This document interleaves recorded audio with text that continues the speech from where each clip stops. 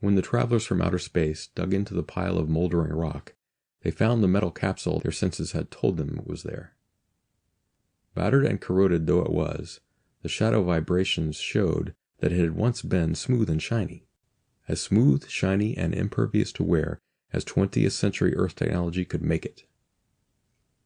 At the time, the mayor of Chicago had ceremoniously tossed a handful of lake sand into the hole, had his picture taken smiling against the skyline, and had moved away to let the workmen fill the hole with cement and place the marker. The time capsule had been bright with the hopes of civilization sending its proud present into the uncertain future.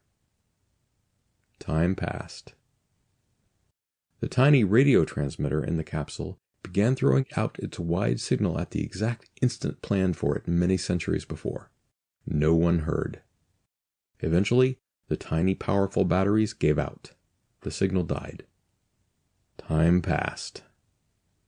When the travelers from outer space took the capsule back to their ship and opened it, they found the contents in perfect order. Even the reel of magnetic tape had not succumbed to the centuries. In due course, the travelers examined the tape, divined its purpose, and constructed a machine that would play back the recording. Out of 1,000,000 evolutionary possibilities in a universe of planets, the chances of two intelligent races being even roughly similar are astronomically remote. A being develops sense organs for no other reason than to make it aware of its environment. The simplest primitive being's awareness of its environment centers around food, its means of survival. It develops organs and appendages that will enable it to ferret out, obtain, and ingest its food. As the food differs, so then does the eater. The travelers had no ears or eyes as such. They had other organs for other purposes, but the net result was that they saw and heard quite as well, even better, than Earthmen. Perhaps that explains why the travelers gleaned so much more from the tape recording in the 20th century capsule than its originators had planned or intended. Not just any radio show could be placed in the time capsule. What picture of contemporary 1960 mankind would the men of the future derive from a soap opera, a news analysis, or top comedy show? Certainly not a flattering one, and so, reasoned the brass in charge of the project, not a true one. No, the only answer was to produce a special documentary program, painting on a broad canvas the glories that were the common man's birthright in an enlightened democracy. As July 4th was only a month away, the idea was a natural. The program would be carried simultaneously on 4 networks, then placed in the time capsule so that historians of the future would have something solid on which to base their conclusions. A famous poet radio writer was hired to write the script.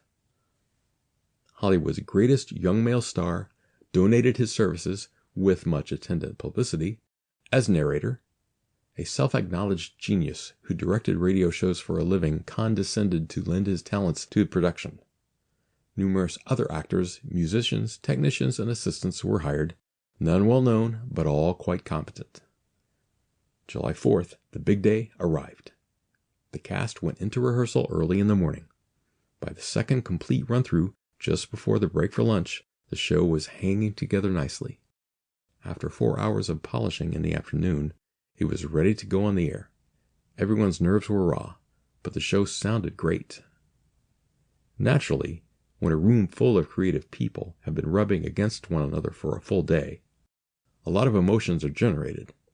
The listening audience never knew about it, but it took the actors, directors, musicians, and technicians several days to get the session out of their systems. During rehearsals, the young Hollywood star developed a consuming lust for one of the minor actresses. One of the minor actors developed a consuming lust for the young Hollywood star. Everyone immediately hated the director, and he, lofty and all-wise, contemptuously hated them in return. By 8 o'clock that night, showtime, the splendid documentary on the splendid American people was not the only thing that was at peak pitch. It was the only thing, however, that the radio audience heard. It was magnificent. Future students hearing the tape could not but conclude that here was the golden age.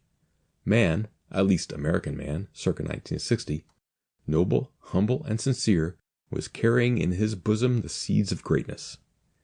Difficulties still existed, of course, but they were not insurmountable. A few deluded people seemed to be working against the common good, but the program left no doubt that this would be cleaned up in short order. The millennium was at hand.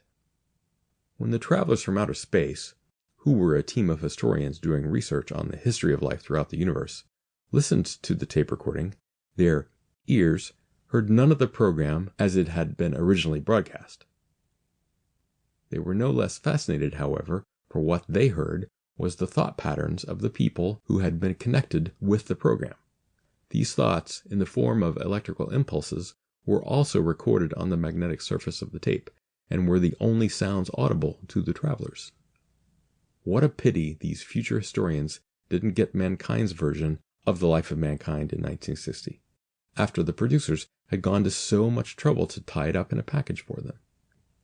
Their conception of Earth culture was based on the thought impulses they heard, and their history of Earth was written accordingly. The last paragraph is worth noting. In the main, it is quite fortunate for life in the universe that these primitive people destroyed themselves before they learned how to leave their planet. Lustful, murderous, and guilt-ridden, they are perhaps the worst example of intelligent life that we have ever discovered.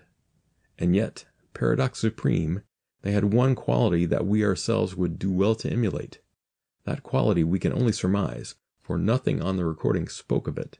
Yet it is obvious, for if they hadn't had this quality, there would have been no recording left for us at all. How strange that these tortured people should practice an unparalleled example of life's highest achievement, complete honesty with themselves and others.